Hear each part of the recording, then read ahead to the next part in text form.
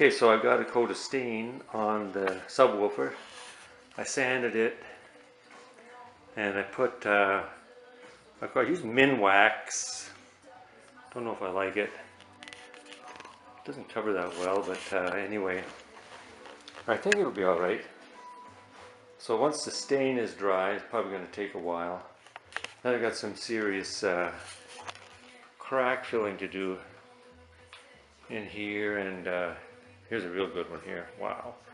So what I'm going to do for that is, over here I've got, here are the things you're going to need if you're not used to varnishing stuff. Is you need some rubber gloves, you need something to open the can up and stir it with. This here, paintbrush. I just get cheap paintbrushes from a dollar store. So what I've got here is the stain. It's Minwax stain.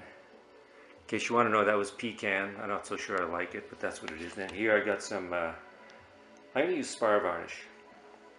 So whatever stain you use, you can get water-based stain and use water-based varnish, or use oil-based, as long as they're compatible. So what I'm going to do for filler is mix some of the sawdust from the project with the stain and with the varnish. Mix it into a paste, use that for crack filling. And when that's dry, then I can sand it down and start laying the varnish on it. So that's where I'm at right now. I think it's going to be okay. So I finished sanding it. Sanded out pretty good, but I don't like the consistency of the color, and I actually don't like this color, but once you get going with the stain, you're kind of committed. Minwax, yeah. I've used different ones that are water-based, which cover much better. Same price. I had this left over, so I thought, hey, I'll try it. So I'm just going to give this another stain. Let it sit on there, and be careful. I just see a big splot of this stuff went over, but fortunately I have a drop cloth down. So yeah, this is not going to be as dark as I want it. Anyway, I'm going to do this and let it dry out, and then I'll start varnishing it. So I got my second coat of stain on, and one thing I forgot to mention, and I actually forgot to do on a couple of the sides, is to wipe it down and get the dust off it. Not that crucial with stain because you're going to be wiping it down anyway, but yeah. So I'm going to let that dry for a day, and then I'll give it another touch up. There's a couple of things. One is paintbrushes are always a nuisance to clean up when you're using oil-based, so I just stick it in the bag and throw it in the freezer. Just keep doing that every day until I finish the project, and then probably throw the brush out, who knows.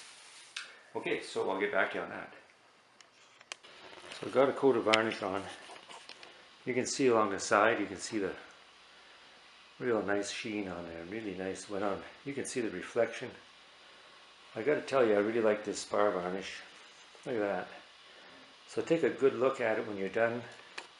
And like I said, if you see a spot that looks a little light, then you just drag your brush across. Love this spar varnish. It gives you a really traditional, shiny, sort of golden hue to it. Now this top, I can't say I'm happy at all with the way this is turning out. We'll see after I get a few coats of varnish on, but after this coat's dried off, which is going to be tomorrow, I'll give it a light sanding with 220 and give it at least one more coat, maybe two more coats, and I might have to build a top for this. Lamb up some leftover wood. I got some cherry wood. I got some cherry that would probably match that pretty close. Yeah, to kind of finish off the top of that, but we'll see what happens. So just a few words. I'm using this Minwax Helmsman. It says indoor outdoor spar urethane. That's what this is. It's gloss. I don't know if you can get it in satin or not. My dollar store brush, and incidentally the rubber gloves, when you're doing any work, even on your car or painting, I get these at a dollar store. They're women's gloves for doing the dishes, and they just last forever. I buy a couple of pair of these, they last. I rebuilt a whole Jeep with this pair of gloves. It's amazing. Anyway, so just a little tip on varnishing. You first of all, you just get it on there. Okay, spread it around. Now you don't want to go too fast, I guess. Get some kind of an air bubble in there. I'm just going to show you a thing. Now I learned this from somebody else. I didn't invent this, so if you don't like it, you don't have to blame me. So once you get a certain amount of varnish on, I'll zoom in a bit. So what I do now is what they call tipping. So you start at the one end, you just lightly drag your brush right across the area that you varnished. And that really smooths it out, evens it out. And then, like I mentioned before, if you have a lot of light, that's good. Just take a quick look, see if there's any dry spots, and cover them up right away if you do. Yeah, so I'm going to continue varnishing. I'll get back to you. Here's the speaker box now that I got the second coat of varnish on, and I can't complain about the varnish. It looks really good, nice and shiny, and not sure though that I like the color, although it doesn't look bad. But I certainly don't like the top. I don't like the way that turned out. So what I did was I took the other speaker that I had made and I stained it, put a lid on it, so I'll show you that. So this is the other speaker box I made. So I got the two speaker boxes out of one sheet of plywood. So I made this top because I really don't like the way this worked out on the top. So this is what I would do differently if I was going to do this again, or if you haven't started your project, you might want to think about this. I'll try and zoom in a bit. So you can see how this really was difficult to make a nice finish. So what I should have done was, instead of rabbiting the sides and the front and back and then dropping the top in, what I should have done was left the sides and top and rabbited the top piece in and drop that in, and then that joint here would be along the edges, not so much seam. And the other thing I would have done is, instead of making this rabbet 3/8 of an inch thick, I should have brought it down to 1/4 inch so it would be less visible. That's what I would have done. The bottom, that's fine to rabbet the sides and back and push the bottom up, because then your side goes all the way down. You don't see a joint or a seam. But yeah, that's what I would have done. So I have this, I have some of this 3/4 inch stuff left over from previous projects. So what I did is I cut this 1.5 inches larger than the size of my speaker box, so that I would have a 3/4 inch overhang front and back. And then I used an 1.5 inch round over bit to dress up this bottom edge. Worked out pretty good, I think. And then I'll be able to place that on there, center it real nice, and then screw it from below with 1.25 inch screws. And then I'm going to put a coat of varnish on. And I don't know, is that going to look all right? Well, we'll see. It might be something. I'll get to that, and then I'll get the lid attached, and then we'll start varnishing. Okay, so I measured just like this, 3/4 inch all the way around, and I guess something's not perfectly square. Not that anyone will know except me. And women seem to pick out details like that, but I just kind of like split the difference here and there to make it look good. And then I'm going to use these flooring screws, Robertson Drive. These are 1 inch and, pretty sure they're 1 5/8 inches. No, they're 1 inch and I guess they're 1 inch and a little bit less than 1 1/4 inches, which is perfect, because my total thickness here would be almost 1.5 inches. So I'll just drive those in from below, and at the same time I'll hold this thing down as firm as I can. Okay, here I go. I'm going to attempt to screw the top in. I'll weasel that drill bit and hold down, and then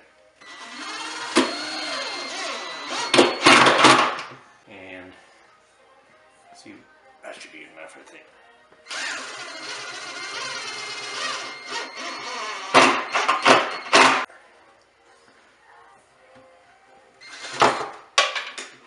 that didn't work. Trying too hard, I guess.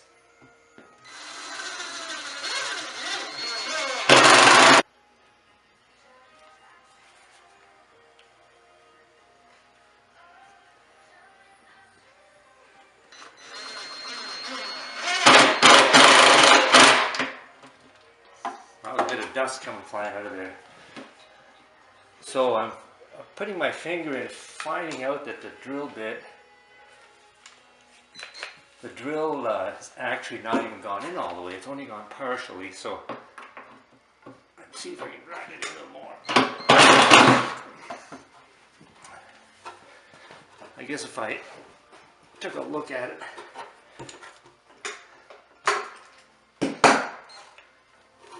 I still have a drill bit that has a light.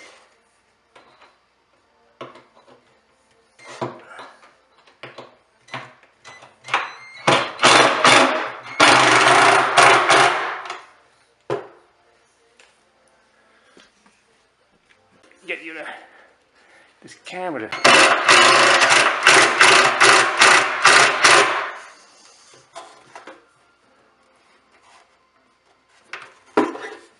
okay, so what it's done, it's lifted up the board. See if I can show you that. So this is typically what can happen. See how it's lifted up the top. So this is pretty typical. I should have known that was going to happen. So what I do now is I need to back out the screw and then re-drive it in. We'll see what happens. I'll do the other one. If I can find.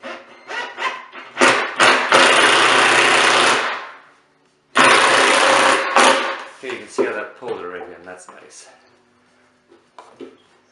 I'll do this back one and then I'll do the two front ones. This is awkward, gotta tell you.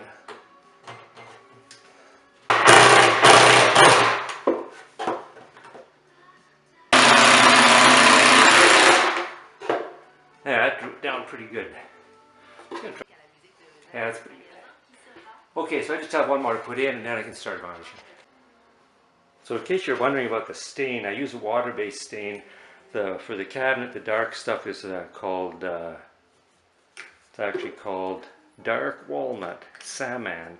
I'm not promoting it, it's the only water-based stain I've used, but it's really good.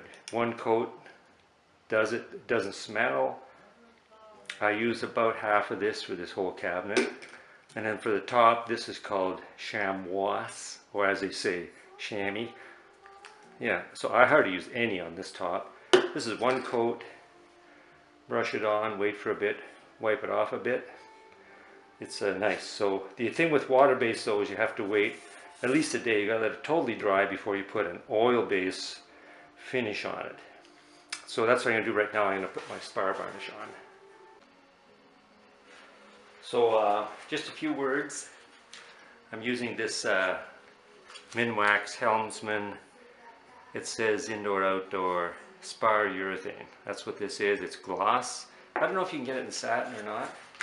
My dollar store brush, and incidentally the rubber gloves, when you're doing any work even on your car or painting, I get these at a dollar store. They're women's gloves for doing the dishes, and they just last forever.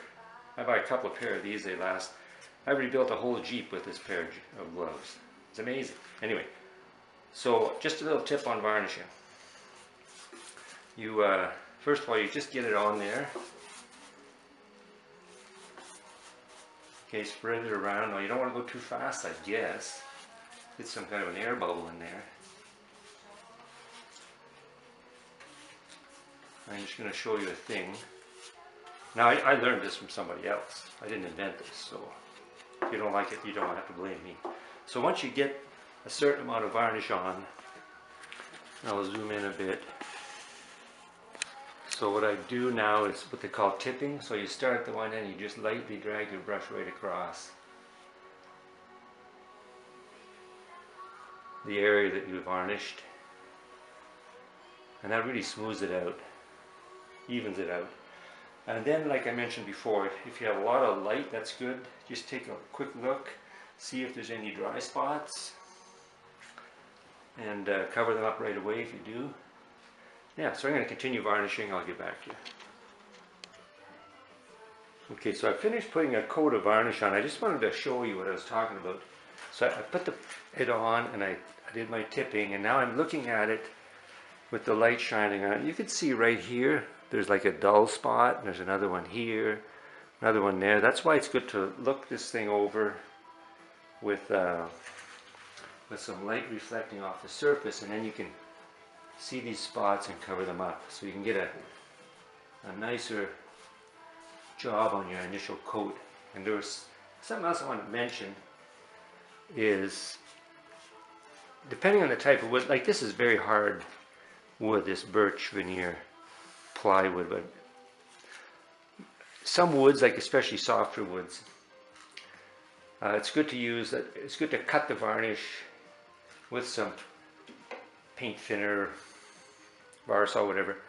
Cut it so that it'll soak in a little better. And the reason why you do that is when you're sanding raw wood, you can only get it so smooth because if you looked at it in a microscope, there's little microscopic fibers which move back and forth with the sandpaper. They don't get cut off. So when you put your first coat of varnish, if it's thinned down especially, it soaks into those fibers, and then when you pass the sandpaper over it, it cuts them off. So then you get a much smoother finish. There is a product called sanding sealer, which is really good for that. It dries real fast. The reason why I didn't use it or don't use it much is because it's lacquer based and it's really stinky. So if you do it in a very well ventilated area, you do it out in the garage in the summertime with the door open, go ahead. It's a real nice product. But I'm not going to use that inside my house, especially inside the house during the wintertime when everything's closed up. Okay, so I'll let that dry and we'll go from there.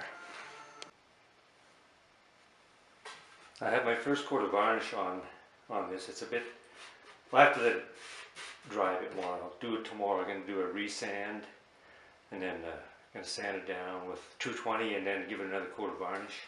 I decided I'd like to put some kind of a grill on here that would be the same color as the top. That might make it look really cool and fun.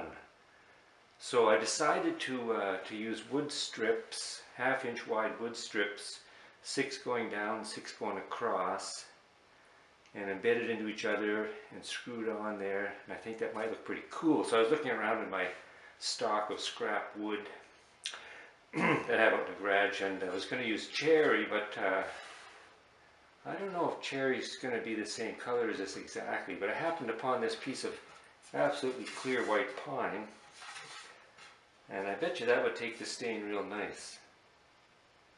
You know, I just thought of something.